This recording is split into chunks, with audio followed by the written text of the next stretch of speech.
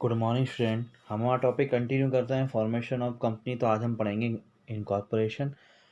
तो इनकॉर्पोरेशन, जब कंपनी का इनकॉर्पोरेशन होगा तो उसके लिए हमें बहुत सारे डॉक्यूमेंट्स की आवश्यकता होगी जो हम पहले ही डिस्कस कर चुके हैं।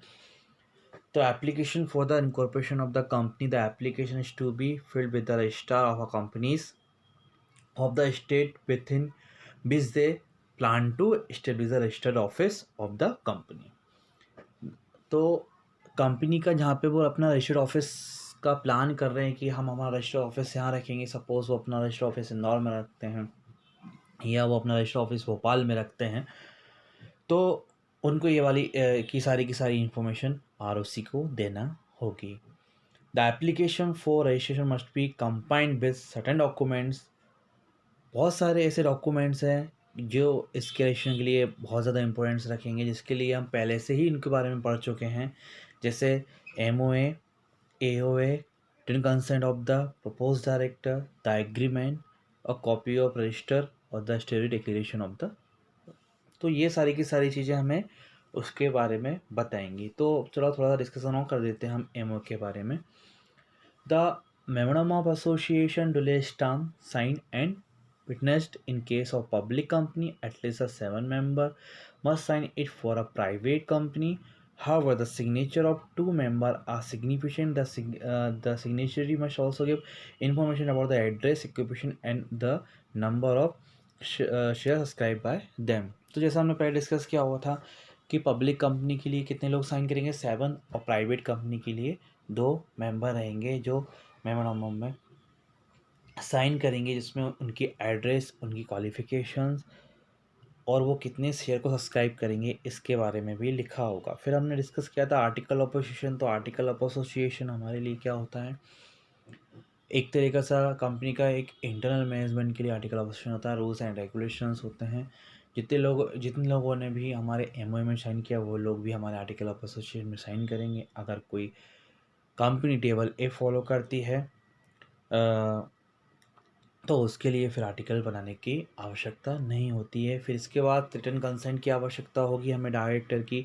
फिर कंपनी के बीच में एक एग्रीमेंट होगा। फिर क्या होगा, आपका एक कॉपी होगी जो रजिस्ट्रार को भेजनी होगी आपको, नेम ऑफ द कंपनी की जो अप्रूवल होगी, जो आपको रजिस्ट्रार से अप्रूवल मिला होगा वो कॉपी भी आपको देनी होगी नेम अप्रूवल की। और फिर आपको ये देखना होगा कि आपने सारी की सारी रिक्वायरमेंट, लीगल फॉर्मेलिटीज़ पूरी कर ली हैं या नहीं की हैं। और अगर आपने अभी तक अपना रजिस्टर ऑफिस इस्टेब्लिश नहीं किया तो आपको 30 दिन के अंदर कॉरपोरेशन के अंदर उसको इस्टेब्लिश करके उसकी रिपोर्ट, उसका नोटिस आरओसी को देना है और लास्ट में आपको एक प्रिस्क्राइब फीस भी सबमिट करना है। तो ये बहुत सारी चीज़ें थी हमारी इनकॉर्पोरेशन के बारे में, हम जो काफ़ी पहले इफेक्ट डॉक्यूमेंट्स में कंसल्ट कर चुके हैं। Now effect of the certificate of a incorporation. A company is legally born on the date printed on the certificate of incorporation. It becomes a legal entity with perpetuation on which that it becomes entitled to enter into valid contract. The certificate of incorporation conclusive evidence of the regulatory of the incorporation of the company. तो company का जब से worth कब से माना जाएगा आपका, जब उसका रजिस्ट्रेशन हो जाएगा COI यानी कि सर्टिफिकेट ऑफ इनकॉर्पोरेशन। तो आपने पता है कि भाई कंपनी का क्या होती है, एक तो परपेचुअल एग्जिस्टेंस होता है, इसको हम परपेचुएशन भी बोलते हैं।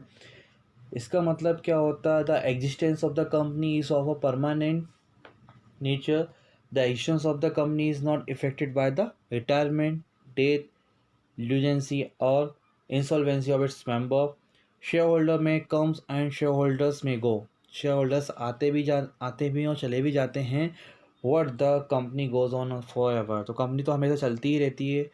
तो unless it is bound up the according to the companies account, जब तक इसका खात्मा नहीं होता कंपनीज अकाउंट्स के अकॉर्डिंग, तो उसको हम बोलते हैं परपेचुअल सजेशन। जिसका मतलब ये होता है कि मेंबर तो आते जाते रहते हैं पर कंपनी का एग्जिस्टेंस हमेशा के लिए रहता है। किसी की डेथ से, किसी की इंसॉल्वेंसी से, लीजेंसी से कोई फ़र्क नहीं पड़ता कंपनी को। The certificate of incorporation is a conclusive evidence of the regularity of the incorporation of the company. फिर फर्स्ट पॉइंट इसमें आएगा हमारा कैपिटल सब्सक्रिप्शन। तो हमने डिस्कस किया हुआ कैपिटल सब्सक्रिप्शन होता क्या है। जो जनरली हम पैसे मंगाते हैं पब्लिक से, पब्लिक डिपॉजिट लेते हैं, कंपनी अपने शेयर इशू करती है या कंपनी अपने शेयर को, डिवेंचर को सेल करती है, तो उसको बोलते हैं कैपिटल सब्सक्रिप्शन। तो कब आपने पढ़ा हुआ ऑथराइज कैपिटल, जिसमें पूरी कंपनी अपनी एक अमाउंट मेंशन कर सकते हैं एमओएम में, जिससे उससे ज़्यादा वो पैसा नहीं मंगा सकती। वैसे ही हमारा एक कैपिटल सब्सक्रिप्शन है कि हम पब्लिक से कितना पैसा ले सकते हैं शेयर के फॉर्म में, डिवेंचर के फॉर्म में, ये सब हमें कैपिटल सब्सक्रिप्शन में पता चलता है। तो सेबी सेबी सब फर्स्ट पॉइंट पढ़ते हैं हम, सेबी अप्रूव। तो सेबी का फुल फॉर्म होता है security and exchange board of India.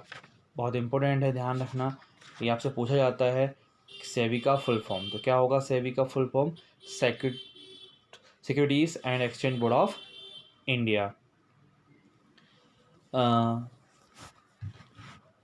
Which is the regulatory authority in our country has issued guidelines for the disclosure of the information and investor protection. तो investor को protection के लिए बहुत सारी इन्फॉर्मेशन और guidelines को इशू करते रहते हैं। पूरा का पूरा शेयर मार्केट का जो कंट्रोल है वो इन्हीं के ऊपर रहता है। A public company inviting fund from the general public must make adequate disclosure of relevant information and must not counsel any material information from the potential investor। तो सारी की सारी इन्फॉर्मेशन कंपनी को बहुत देना ज़रूरी होता है, ऐसा कि कोई ऐसी कोई अपनी इन्फॉर्मेशन ना छुपाए, वो बहुत ही ज़्यादा ज़रूरी हो कंपनी को। फिर है हमारा filing of the prospectus.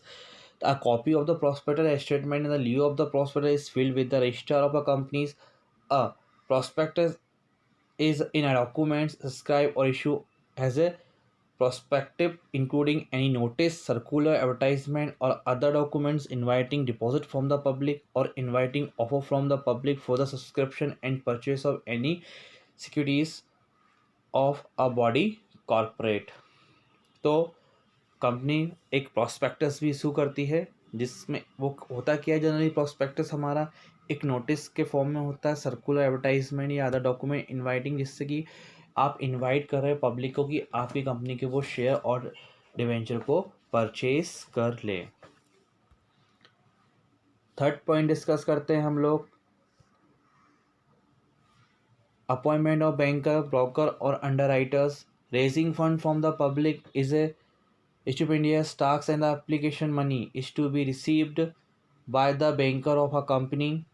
The broker try to sell the share by the distributing the form and encouraging the public to apply for the shares. Underwriters undertake to buy the share if these are not subscribed by the public।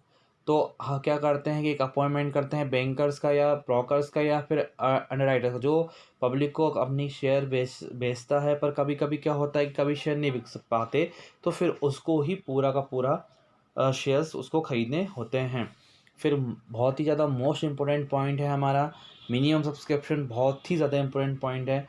तो in order to prevent companies from the commencing business with inadequate resources, it has been proved that it has been provided that the company must receive application for the certain minimum number of the shares before going ahead with the allotment of the share according to the companies act। This is a called the minimum subscription।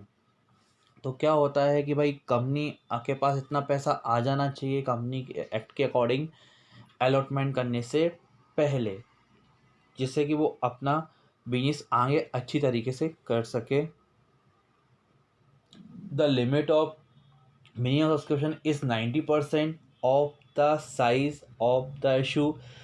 Those if application received for the share are for in amount less than 90% of the issue size, the allotment cannot be made and application money receipt must be done to the applicant। अगर आपका 90%, जैसे आपने 1 लाख रुपए के share issue करे, आपके पास कम से कम 90,000 रुपये आ जाना चाहिए, एप्लीकेशन मनी का जो है वो 90% आ जाना चाहिए, तभी हम ये मानेंगे कि आप अपनी कंपनी को आगे कर सकते हो। अगर कंपनी को अगर आपके पास 90% नहीं आते, फिर जितने भी शेयर होल्डर्स ने आपको पैसे दिए हैं उसको आपको फिर वापस करना पड़ेगा। तो ध्यान रखना, मिनिमम सब्सक्रिप्शन मतलब होता है 19% आपके पास, इशू साइज का 90% आपके पास आ जाना चाहिए उसको बोलेंगे हम minimum subscription. Application or to stock exchange. In application is to made to the at least one stock exchange for permission to deal in a share or debenture। आपको एक एप्लीकेशन देनी पड़ेगी कम से कम एक स्टॉक एक्सचेंज को। हमारे यहाँ 23 या 24 स्टॉक एक्सचेंज है। If such permission is not granted before the expiry of 10 week from the date of the closure of the subscription list, the allotment shall become void and all money received from the applicant will have to be returned to them within 8 days. If such permission is not granted before the expiry of 10 week from the date of close of subscription, अगर आपने उसको permission नहीं मिली आपको, जो आपको time period दे रखा है इसके बाद, तो फिर आपके पास जो भी पैसा है उसको फिर आपको वापस करना पड़ेगा शेयर होल्डर को विद इन 8 डेज में। और आप कब तक कर सकते हैं भाई इसको? Before the expiry of 10 week from the date of closure of the subscription list. ठीक है। नेक्स्ट टर्म है हमारी allotment of share till the time of in case the number of the share allotted is less than the number applied for, where no share are allotted to the applicant, the excess application money if any is to return to applicant or adjusted towards allotment money due from them। देखिए क्या है कि भाई अगर आपने allotment किया, suppose आपने 10,000 रुपये इशू 10,000 शेयर इशू किए, आपकी कंपनी आपने 10,000 शेयर इशू किए, पर आपके पास एप्लीकेशन 12,000 रुपये की आ गई, यानी कि आपने इशू तो किए 10,000 शेयर के लिए, लेकिन आपके पास एप्लीकेशन 12,000 रुपये की आ गई। तो फिर आप ऐसा कर सकते हो कि भाई 2,000 रुपये जो आप 2,000 शेयर्स का जो पैसा आपके पास एक्सेस आया, उसको या तो फिर आप अलॉटमेंट पे यूज़ कर सकते हो उस पैसे को, या फिर आप उसको पूरा का पूरा वापस कर दोगे, या फिर आप पार्शली यूज़ कर सकते हो और पार्शली आप उसको वापस कर सकते हो। लेकिन ये सारी की सारी बातें आपके आर्टिकल ऑफ एसोसिएशन में लिखी होना चाहिए, तभी आप ऐसा कुछ कर पाएंगे। पढ़ते हैं। Till the date time share allotted application money receive should remain in a separate bank account and must not be issued by the company. In case of the number of share allotted is less than the number applied for, where no share are allotted to the applicant, the excess application money if any is to be returned to the applicant या adjust towards allotment money due from them. The allotment letters are issued to the successful allottees. Return of allotment signed by the director or secretary is filled with the registrar of company within 30 days of the allotment। तो ये सारी की सारी information की आपने कितने allot किए हैं, किसको कितने अलॉट किया हुआ है और कितना आपने रिटर्न कर दी है, कितने शेयर्स आपने एडजस्ट करे हैं, इसकी सारी की सारी इन्फॉर्मेशन आपको 30 दिन के अंदर आरओसी को देनी है। रजिस्टर ऑफ कंपनीज को आपको ये सारी की सारी इन्फॉर्मेशन देनी है। और जो हमारे पास कंपनी का पैसा होता है उसको हम एक सेपरेट अकाउंट्स में रखते हैं। ठीक है। जो यूज़ किया जाता है, कौन यूज़ करता है उसको? कंपनी। उसको हम एक सेपरेट अकाउंट्स में उसको रखते हैं, उस पैसे को जो हमारे पास आया हुआ है। आई होप आपको ये समझ में आया होगा। तो आज हमने बहुत सारी चीज़ें डिस्कस की हुई हैं कि कौन कौन से डॉक्यूमेंट्स हमारे यूज़ होते हैं। हमारा इनकॉर्पोरेशन होगा तो कौन कौन से डॉक्यूमेंट्स हमको यूज़ करना है। जैसे हमने बताया था आपको MOA, AOA, written consent, agreement, copy of register, statutory declarations, notice, documentary evidence, और आपका जो एक डॉक्यूमेंट्री जो फ़ीस रहेगी लास्ट में वो। और इसके बाद हमने पढ़ा है सेबी अप्रूवल। तो आपको यहाँ पे सेबी का फुल फॉर्म याद रखना बहुत ज़्यादा ज़रूरी है। इसके बाद हमने प्रोस्पेक्टस पढ़ा। तो प्रोस्पेक्टस भी हमने पहले डिस्कस कर चुके हैं। तो प्रोस्पेक्टस 2 तरीके के पढ़े हुए थे हमने, एक प्रोस्पेक्टस और ली ऑफ द प्रोस्पेक्टस। इसके बाद फिर हमने डिस्कस किया था अपॉइंटमेंट ऑफ बैंकर्स और ब्रोकर अंडरटेकर, जो अगर कंपनी के नहीं कर पाती कंपनी इशू, नई कंपनी आती तो नई कंपनी को किसी न किसी की हेल्प लगती, तो वो अपने ब्रोकर को अपॉइंट करती है अपने शेयर इशू करवाने के लिए। और सबसे इम्पोर्टेंट पॉइंट था हमारा मिनिमम सब्सक्रिप्शन, जिसमें हमें याद रखना कि 90% हमारे पास पैसा आ जाना चाहिए शेयर एप्लीकेशन का और इसके बाद हमारा स्टॉक एक्सचेंज, जो हमारी कंपनी है एटलीस्ट किसी एक स्टॉक एक्सचेंज में लिस्टेड होना ज़रूरी है। अलॉटमेंट ऑफ शेयर्स, और ये था हमारे सारी की सारी चीज़ें जो हमने अभी तक डिस्कस की हुई हैं।